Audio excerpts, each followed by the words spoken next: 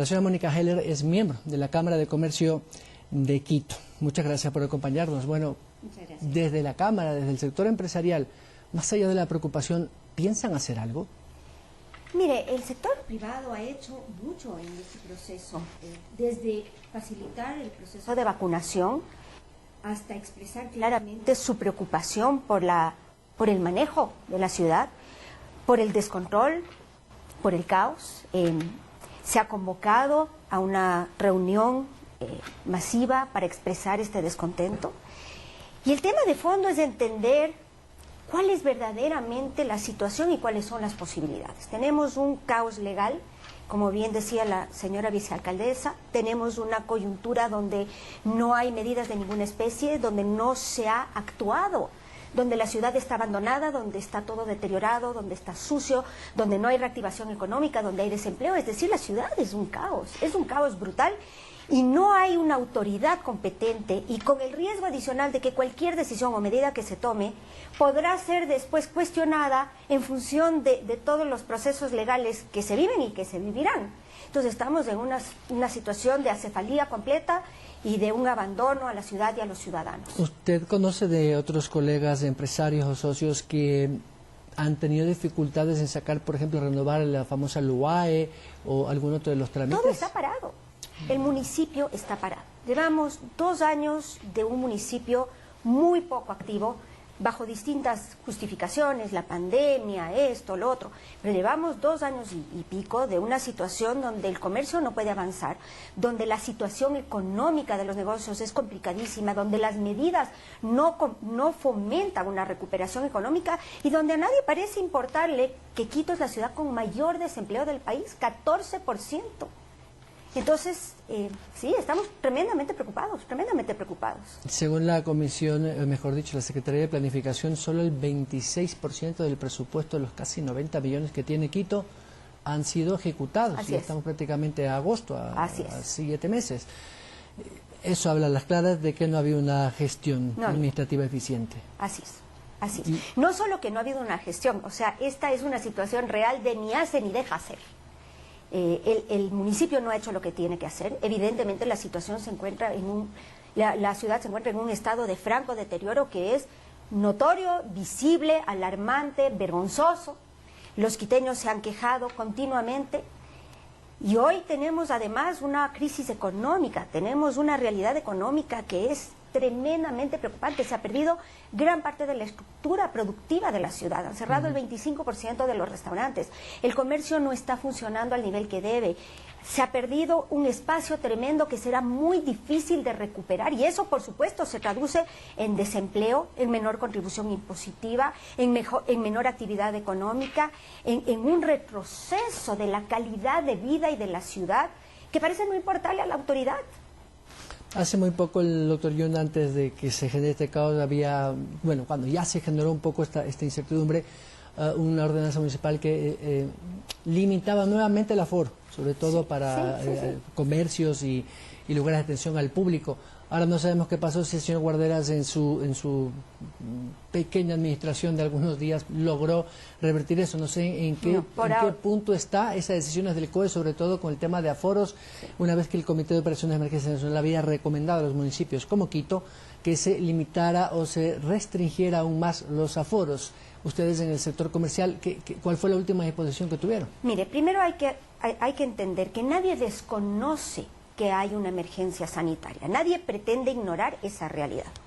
Lo que hay que hacer es tener una visión amplia y completa de la situación de la ciudad. Sí, tenemos una emergencia sanitaria, pero también tenemos hoy, es diferente a la que teníamos en un principio de la pandemia. Claro. La data claramente demuestra que esas restricciones no conducen a controlar la pandemia. Si no, no tendríamos nuevamente los números que tenemos hoy en la ciudad.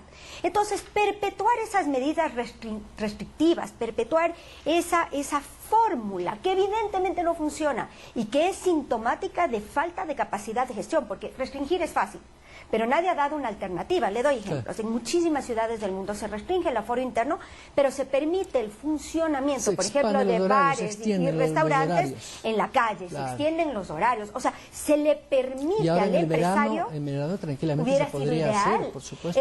Lo que pasa es que aquí hemos aprendido la fórmula de restrinja, castigue, multe. Nada más. A la falta de capacidad de gestión, a la falta de iniciativa, a la falta de preocupación real por los resultados.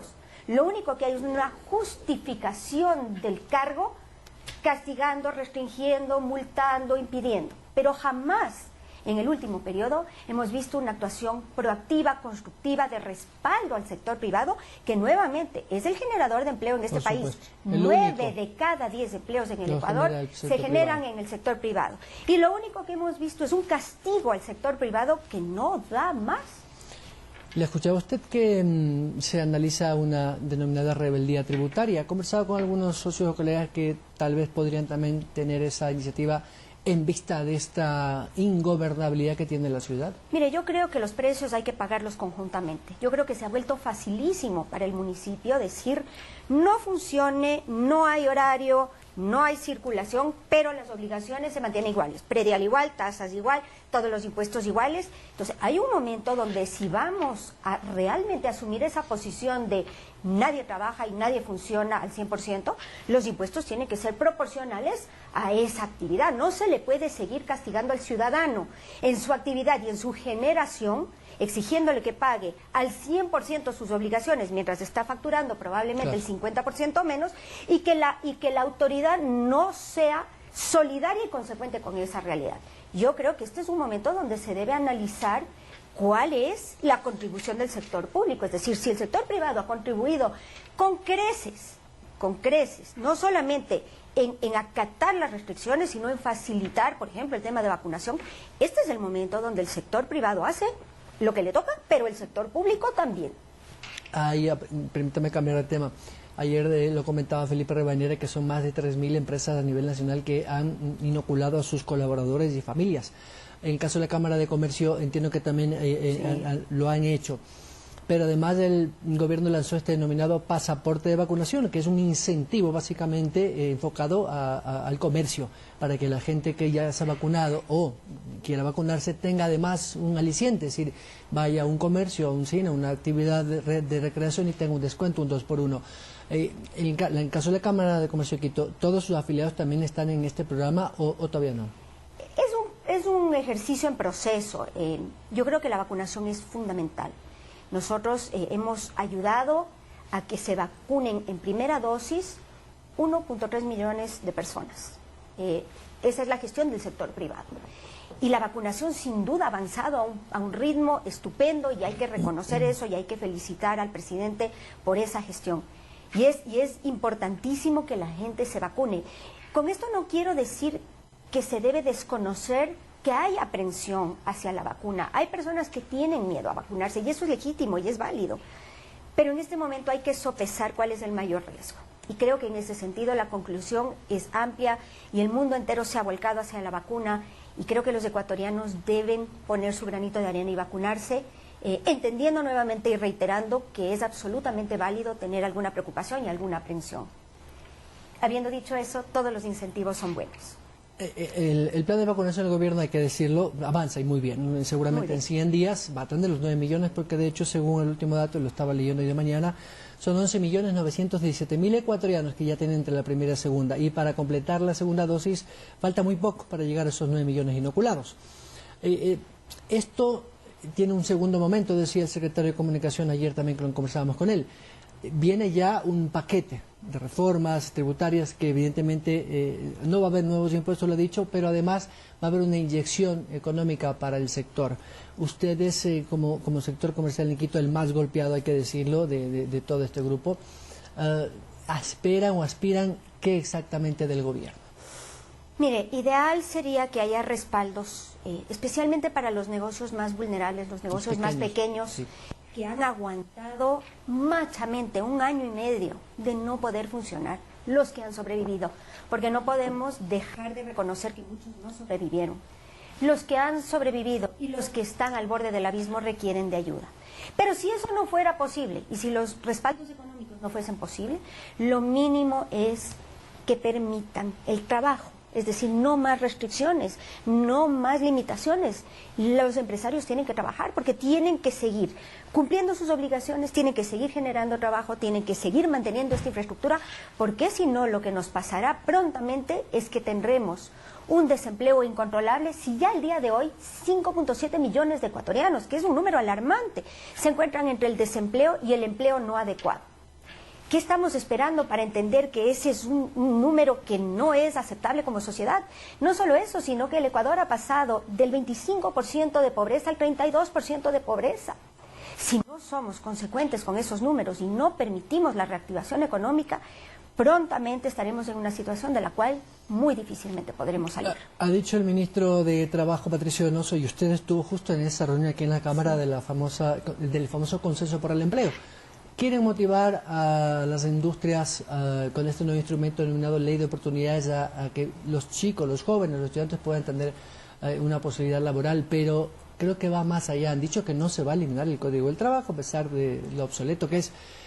Hay reclamos de algunos sectores sindicales, pero bueno, lo conocemos. ¿Qué otros mecanismos de contratación requiere, sobre todo el sector comercial, por esta nueva dinámica en la que estamos? Sí, yo creo que el tema del trabajo es delicado, es sensible, y se ha vuelto una discusión muy difícil de mantener, porque todos los términos se satanizan con facilidad. Cuando uno habla de flexibilización laboral, enseguida hay quienes reclaman y hablan de precarización de los derechos laborales, y no va por ahí. Yo creo que hay que flexibilizar, y lo digo con prudencia. El objetivo de flexibilizar no es perjudicar a quienes ya están en una situación de empleo pleno. La flexibilidad debe aplicarse para facilitarle a esos 5.7 millones de ecuatorianos que no tienen empleo pleno a incorporarse la fuerza. Por supuesto, si usted es flexible. Como es en todas partes del mundo, además, ¿no? Por supuesto. Mire usted, por ejemplo, las industrias que están empezando a recuperarse. Hablemos de la hotelería, por ejemplo. Es una industria que ha sido tremendamente golpeada y que empieza paulatinamente a recuperarse. Ocupación hotelera todavía no hay, pero empieza a haber un pequeño movimiento en los eventos que tienen los hoteles, las reuniones de trabajo, las convenciones. De los aforos y restricciones.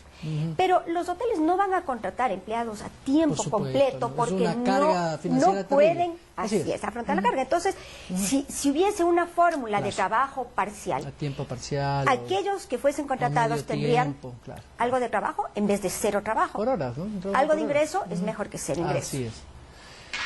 Estoy ya a punto de finalizar. Con esto finalizo. El gobierno ha generado también algunos incentivos, como por ejemplo esta eliminación de aranceles y subpartidas arancelarias, que en muchos casos ayudan un poco a bajar los costos de producción de bienes y servicios. Así es. Esto es importante, es bueno, y entró justo a partir de ahora del 1 de agosto. Pero ¿qué otros alicientes tributarios requeriría este momento el sector productivo? Mire, la carga tributaria en el Ecuador es grande. Hay quienes opinan que es justificada y quienes no, pero no podemos desconocer el análisis. Usted tiene un impuesto a la renta importante y después tiene un 15% de utilidades a los colaboradores, que finalmente, siendo un ejercicio que produce una sociedad entre colaboradores y empresarios, también es un peso para la operación. Los servicios en el Ecuador son caros, tenemos cargas laborales importantes, tenemos muchísimos impuestos. Por ejemplo, usted tiene impuestos, o teníamos impuestos importantes a la importación de maquinaria. ¿Cómo puede ser usted competitivo si es que importa maquinaria con aranceles, importa materia prima con aranceles, si tiene un ISD que le pesa cuando usted hace... Es decir, creo que toda la estructura de impuestos fue hecha de una manera, a mi modo de ver, castigadora al sector privado. Creo que era la modalidad del señor Correa, ¿no? Y había un ejercicio visceral donde era importante castigar al empresario. Pero aparte de eso, eran años muy buenos para la economía ecuatoriana, entonces de alguna manera el sector privado podía aguantar. Esa realidad hoy no es cierta, y esos pesos que en algún momento eran llevaderos, hoy no lo son. Entonces hay que replantear sin banderas, sin polarización, sin análisis político y sin análisis de lucha de clases. Eso es obsoleto, eso no es bueno ni para los unos ni para los otros, ni es pertinente, ni ayuda a la reactivación económica, ni corresponde a la mentalidad, creo yo, del 90% y pico de ecuatorianos. Eso hay que dejarlo de lado. Y hoy tenemos que recomponer un país que ha sufrido un embate tremendo, que no estaba preparado para ese embate, que ha perdido gran parte de su infraestructura, que tiene un desempleo altísimo y que tiene una situación muy complicada en muchos frentes. No podemos agregarle ese conflicto social a los problemas que ya tenemos. Mónica Heller, muchas gracias. Un placer, como siempre. La empresaria y miembro director de la Cámara de Comercio de Quito, a propósito de esta situación que vive la ciudad por los problemas del municipio, también hemos repasado la situación económica y la reactivación que tanto requiere el país. 7 de la mañana, 42 minutos, vamos a la pausa.